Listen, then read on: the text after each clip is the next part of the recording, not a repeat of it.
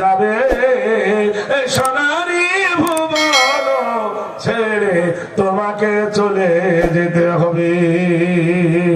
ফজরের নামাজ হয়ে গেছে, একজন ছেলে সুসন্তান মা ফজরের নামাজে যায়, নামাজে বসে, বাবা যায় নামাজে বসে, মায়ের কাছে ছেলে গিয়ে মায়ের কদম দুটি হাত দিয়ে বলছেন, আম্মা আমার জন্য দোয়া করো। বন্ধু, দোয়া চাইলে পাওয়া যায় না, দোয়াটা হলো অন্তরের একটা নিঃশ্বাস।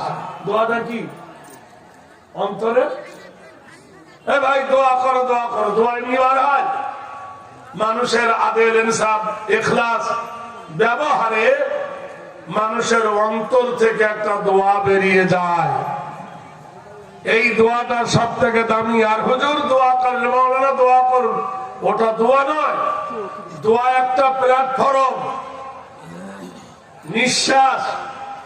যেমন আমি এসেছি, সেক্রেটারি সাহেব আমার ভাই মনিরুদ্দিন ভাই নিয়ে গেল না নিজের বাড়িতে, আমাকে গোসল করালো, সুস্থ করালো, খানা খাইয়ে দিল, এনে শুইয়ে দিল। এই যে এতেমাম, এই যে এহসান, এটা হলো একটা দোয়া। বলুন সুবহানাল্লাহ। শান্তিতে ঘুমাতে পারলাম, শান্তিতে যদি খাদ্য খেতে পেলাম, অন্তরে যে একটা নিঃশ্বাস, সেটা একটা দোয়া।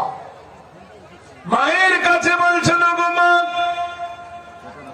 আমি বাজারে যাব, তোমার জন্য কি আনবো গো মা? মা তো সেই মা। আমি এবছর একটা বৃদ্ধাশ্রমে গিয়েছিলাম।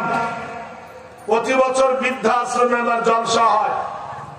একটা জলসা হয় আমার কলিকাতায়, আলিপুর, আপনারা চিনেন কলিকাতার লালবাজার যে জেলখানা, সেই জেলখানাতে আমার একটা জলসা হয়। আর একটা জলসা হয় বহরমপুর জেলখানাতে, জেলের ভিতরে। আর একটা বৃদ্ধাশ্রম, সেই বৃদ্ধাশ্রমে জলসায় আমি গেছি। বিশ্বাস করেন, বৃদ্ধাশ্রমে দেখলাম ৭৫টা মানুষ আছে। ৭৫টা মানুষের মধ্যে ৫টা মানুষ হিন্দু আর ৭০টা হলো মুসলমান, নর এবং নারী। আমি কি একজনকে জিজ্ঞেস করছি, ও মা তোমরা তো দেখছি মুসলমান, এই জেলখানাতে কেন এসেছো? এই বৃদ্ধা আশ্রমে তোমার কি ছেলে মেয়ে নাই? মেয়েটা জোরে কেঁদে উঠে বলল, বাবারে ছেলে তো জন্ম দিইনি, কুত্তার বাচ্চা জন্ম ধরেছিলাম পেটে। গরিবের ছেলেরা আলেম হয়, গরিবের ছেলেরা হাফেজ হয়, গরিবের ছেলেরা মাওলানা মুফতি হয়, আর ধনীর ছেলেরা হয় মাস্টার, ডাক্তার, ব্যারিস্টার, উকিল, হাকিম। গরিবের ছেলেরা হতে পারে না। কিন্তু খবর নিয়ে দেখো, একটাও গরিবের মা বাপ বৃদ্ধাশ্রমে যায় নাই। বৃদ্ধাশ্রমে যারা গেছে, হয় মাস্টারের মা, না হয় ইঞ্জিনিয়ারের মা, না হয় হাকিমের মা, না হয় উকিলের মা। তাদেরকে বৃদ্ধাশ্রমে দিয়েছেন। লাখ লাখ টাকা খরচ করে ছেলেকে এমবিবিএস পাস করেছো, এমবিবিএস ডাক্তার বানিয়েছো, কোটিপতি করেছো ছেলেকে সুখ দেওয়ার জন্য। পরিণতি দেখো কত খারাপ। তোমাকে বৃদ্ধা বয়সে দুটি নুন ভাত খাওয়ার বদলে তোমার গুমুত কাটতে হবে বলে বৃদ্ধাশ্রমে ফেলে দেওয়া আসা হয়েছে। বছরের পর বছর ছেলের সঙ্গে বাপের সম্পর্ক হয় না। বছরের পর বছর মা তার নয়নের তারা কলেজার টুকরা বেটাকে দেখতেও পায় না। যদিও কোনো ভাগ্যক্রমে, কথা বললাম, যদিও কোনো ভাগ্যক্রমে 6 ভাই 1 মা পালি করে ভাত দেয়। কি করে? আমরা যখন ছোটবেলায় জায়গিরি থাকতাম, 7-8 বাড়িতে একটা তাল মিলে, কত বাড়িতে একদিন করে পান। এইরকম মা দুটো ভাত খাবে। এক ভাই ডাক্তার, এক ভাই মাস্টার, এক ভাই উকিল, এক ভাই হাকিম, এক ভাই এমএলএ, এক ভাই পঞ্চায়েতের সদস্য, ছটা উইকেট যার বাড়িতে, তার বাবা মা বাড়ি বাড়ি পালি করে খায়। তুই সোমবার, তুই মঙ্গলবার, তুই বুধবার, তুই বৃহস্পতিবার। বউ যদি দেয় না, বেটা যদি বলে দেব, বউ বলে হবে না, ওরাও তোমার ছেলে, তোমার ভাগ করে খাও। এক কোটা ভাগ, তাই ভাগ করে সত্য করে বলো, মাকে বেশি ভালোবাসি না বউকে বেশি ভালোবাসি? কথা বলে না। ভাই কাকে বেশি ভালোবাসি গো? বউকে বড় ভালোবাসি, থাকবি মা তুই বাড়ির দাসী। বুঝে সুঝে চলবে মা গো, লাঠিতে পিঠ বাঁচবে না, বউকে কিছু বলো না। বউ পালালে বাপের বাড়ি, মরব খেয়ে ঘুমের ভরি। বুঝে সুঝে চলবি মা গো, বুঝে সুঝে চলবি মা গো, লাঠিতে পিঠ বাঁচবে না, বউকে কিছু বলিস না। বউ আমার একলা বাপের একটাই মেয়ে, লাখো টাকা খরচ করে দিয়েছেন বিয়ে। বন্ধুরে আমার, যেখানে কোরআন আল্লাহ বলছেন লা তা'বুদু ইল্লাল্লাহ ওয়া বিল ওয়ালিদাইনি ইহসানান, আল্লাহ ছাড়া কারো ইবাদত করো না, আল্লাহ ছাড়া কারো উপাসনা করো না। ওয়া বিল ওয়ালিদাইনি ইহসানান, তোমার মাতা পিতার সহিত সৎ ব্যবহার করবে। মা বাপের সঙ্গে মার্জিত হয়ে কথা বলবে, উচ্ছৃঙ্খল হয়ে কথা বলবে না, উগ্র মেজাজে কথা বলবে না, জোরে ধমক দেবে না। যা কিছু বলবে যেন মা বাপের সঙ্গে ব্যবহার ভালো হয়। বেদ বলেছেন মাতা স্বর্গম পিতা স্বর্গম, নমস্তে স্বর্গম ভূতে নমস্তুতে গরিয়সী সর্বলাভে, দিদারে দক্ষতা সরধিত গরিয়সী মাতা পূজ্যত নমস্তি, অন নমস্তি নমস্তা সত্য সীতা নিরিদিত নাম সর্বভূতে বয়। মায়ের কদম ধরো, মায়ের সেবা করো, মায়ের জুতো ধরো। মা যদি দোয়া করে, মায়ের দোয়া কাজে লাগবে। মায়ের অসন্তুষ্ট করো না, মার অসন্তুষ্ট করলে কপালে স্বর্গ জুটবে না। তাই ফজরের নামাজের পরে যুবক মায়ের কদম দুটি ধরে বলছে, মা আমার জন্য দোয়া করো মা। আমি যাব গাজলের বাজারে, আমি যাব সৈয়দপুর বাজারে, আমি যাব মালদহের বাজারে, মা গো তোমার জন্য আমি কি আনবো গো মা। সুবহানাল্লাহ বলুন। মায়ের মতন মা হতে হবে। মা বেটাটাকে ডেকে জড়িয়ে ধরে কপালে একটা চুম্বন দিয়ে দেয়। এই মার কপালে, মা ছেলের কপালে চুমো খেতে পারবে কিনা?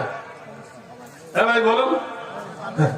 গতকাল গেছিলাম আমি দক্ষিণ 24 পরগনা, জায়গাটার নাম হলো বারাইপুর, খুব রামদার জায়গা।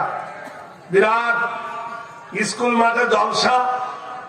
উচ্চ মাধ্যমিকের পরীক্ষা হয়েছে, হাই মাদ্রাসার পরীক্ষা, তার জন্য মাইক বন্ধ বলে বক্স, অনেক লোক হয়েছিল। তো ওইখানে একটা চিঠি এসেছে, চিঠিতে লিখেছে যে মাওলানা সাহেব একটা মশলা জানছি। আচ্ছা, মশলা জানার জন্য মাদ্রাসায় বড় আলেম আছেন, সেই সব আলেমদের কাছে যান। আমাদের কাছে মশলা জেনে কি করবেন? কেননা মশলার ঘাটি নিয়ে বসে আছে সৈয়দপুর মাদ্রাসা, খড়দহিল মাদ্রাসা, দলিলপুর মাদ্রাসা, বড় বড় ফাজিলাতুল সাহেব যারা প্রতিদিন বুখারী শরীফের দার্স দেন, যারা প্রতিদিন বুখারী শরীফের সবক দেন, যারা প্রতিদিন বুখারী শরীফ যাদের মুখ দিয়ে কোরআনের ইবারতের মধ্যে বার হয়, তাদের কাছে মশলা জানেন গা। মশলা সঠিক দেবে, সঠিক হবে। তুমি এইখানে মশলাটা কি? সভাপতি কাগজটা নিয়ে হাসছে, তাতে লিখেছে কি জানেন? লজ্জার কথা বলছে, আমি শাশুড়ি আমার জামাইয়ের মুখে চুমো খেতে পাবো কিনা। এর ওষুধ আছে? তা আমার যিনি সভাপতি ছিলেন উনি ছিলেন ঠাকুরচক মাদ্রাসার শেখুল হাদিস মাওলানা উসমান গনি, হলো আমার ছোট ভগ্নিপতি। উনি আমার ভগ্নিপতি হলেও আমি ওনার কাছে পড়েছি, উনি আমার ওস্তাদ। উনি চিঠিটা নিজে না দিয়ে একজন মাদ্রাসার শিক্ষককে দিয়ে আমার কাছে দিলেন। চিঠিটা আমি পড়লাম, তা আমি বললাম অ্যালোপ্যাথিক ওষুধ দেবো না হোমিওপ্যাথি দেব। আবার লিখেছে, আমি বলি হ্যাঁ রে মা, তুই তোর জামাইয়ের মুখে চুমো দিতে যাবি কেন? তোর কি স্বামী নাই? কথাটা ভালো করে বুঝুন। কত বড় সর্বনাশী ফতোয়া দেখো। ওর নিজের স্বামী থাকতে ও জামাইয়ের মুখে চুমো খাবে। আর বলবো অ্যাঙ্গেলে, বললাম অ্যাঙ্গেলে। ভারতবাসীরে, তাজা রক্ত মুসলমানদের বুকে জ্বলতেছে। ভারতবর্ষের বাড়িতে 31 বছর হলো মুসলমানদের বাবরির কবর হয়ে গেছে। জেনে রেখে দিও বন্ধু, ভারতের মাটিতে মসজিদ ভাঙে নাই, কপাল ভেঙেছে। এই ভারতবর্ষের মাটিতে তখনকার যিনি বাদশাহ ছিল আর এখনকার যিনি বাদশাহ, আপনারা তো জানেন, তার নামটা শুনলে শিউরে উঠবেন। এই পৃথিবীর মাটিতে কেউ বাবরি বলে বেশি লোক জানতো না, আর রাম মন্দির বলে কেউ ভারতের আর্ধেক লোক জানতো না। আমারও তো এর পূর্বে অত জানা ছিল না যে বাবরি মসজিদ কবিগে কাঠা কি ছিল। এসব হলো রাজনৈতিক খেলা। রাজনীতির খেলা খেলে জনগণের কানে তুলে দিল এটা মসজিদে বাবরি আর এটা হলো রাম মন্দির, এটা হলো ইস্যু। এই ইস্যুকে কেন্দ্র করে ভোট নেওয়া। মানুষ যাতে বাবরির আন্দোলন করতে না পারে, কুচকুচি একটা ব্যারাম দিয়ে দিল, নাম শুনিয়ে দিল, তার নাম হলো এনআরসি। এনআরসিতে দলিল ঠিক করো, রেশন কার্ড ঠিক করো, ভোটার কার্ড ঠিক করো, প্যান কার্ড ঠিক করো, ব্যাংকের নাম ঠিক করো, বাপের নাম ঠিক করো, রেকর্ড দেখাও, পর্চা দেখাও, তোমার বাপ ছিল কে, তোমার দাদু ছিল কি, তুমি ভারতী না তুমি বিদেশি। এই গন্ডগোল পাকিয়ে যখন সবাই পাগল হয়ে ছোটে, হাজার হাজার মানুষ ছুটলো, ওগো আমার নামটা ঠিক করে দাও। কার নাম হলো ফকির উদ্দিন, কার নাম হলো ওকির উদ্দিন, কার নাম হলো স্বপন, কার নাম হলো তপন, কার নাম হলো বলাই, কার নাম হলো কলাই, কার নাম হলো লালু, কার নাম হলো লিলু, মুসলমানের নাম। কার নাম হলো সেন্টু, কার নাম হলো বল্টু, কার নাম হলো পল্টু। মেয়েদের নাম ওই রকম সোনালী, কার নাম শ্যামলী, কার নাম হলো মমতা, কার নাম হলো সুজাতা, এরকম কার নাম হলো পুকনি, কার নাম হলো চুকনি। নামের শেষ নাই। মুসলমান নাম রাখতে জানে নাই। ভাইরা, এই নাম নিয়ে গন্ডগোল। মায়ের সঙ্গে মেয়ের নাম নাই, মেয়ের সঙ্গে মায়ের নাম নাই। বাপের নাম রেখেছে শেখ, বেটার নাম রেখেছে সরকার, এত নামের গন্ডগোল। সেই সময় ভারতবর্ষের তোলপাড় চড়ছে, জনগণের মধ্যে মতনৈক্য দিয়ে সেই সময় রাম হয়ে রায় হয়ে গেল যে ভারতবর্ষের মাটিতে মন্দির ভেঙে জহিরুদ্দিন মোহাম্মদ মসজিদ বানিয়েছিলেন। নাউজুবিল্লাহ পড়ুন। সেই জায়গায় বাবরিকে কবর দিয়ে 1800 কোটি টাকা দিয়ে মন্দির তৈরি হলো। হে মুসলমান, কোথায় আছো? নজর উঠিয়ে দেখো নজর তালিয়ে দেখো, সেদিন আর বেশি দেরি নাই, ভারতবর্ষের মাটিতে রামলীলা প্রতিষ্ঠিত করার জন্য কোন মন্দির জায়গা দেয় নাই, কোন গির্জা জায়গা দেয় নাই, কোন ঘর জায়গা দেয়নি। ঘর দিল মুসলমানদের ঘর, সেই ঘরটার নাম হলো মসজিদে বাবরি। জোরে বলুন নারায়ে তাকবীর। রাম আর সীতা যখন মসজিদে ঢুকেছে, মুসলমান হতে আর বেশি দেরি নাই, ঢুকেছে তখন মুসলমানি দিয়ে কবে করিও না। ভাইরা আমার, বন্ধুরা আমার, দোস্ত আমার, দুঃখের কোনো কারণ নাই। ইসলামের বিপদ যত হয় ঘনীভূত, ইসলাম হয় তত ত্বরান্বিত। हर करबाला की बात इस्लाम जिंदा होता है। जने बोलो नाराए तकबीर, एक बार जने बोलो नाराए तकबीर। इधर ভোল্টেজ ওঠে না কেন? আমাদের দেশে দুটো মেয়ে ঝগড়া করে, এর থেকে জোরে আওয়াজ হয়। হ্যাঁ, আল্লাহ পাথির মিছিল হলে বলতো আমাদের দাবি মানতে হবে, নইলে গদি ছাড়তে হবে।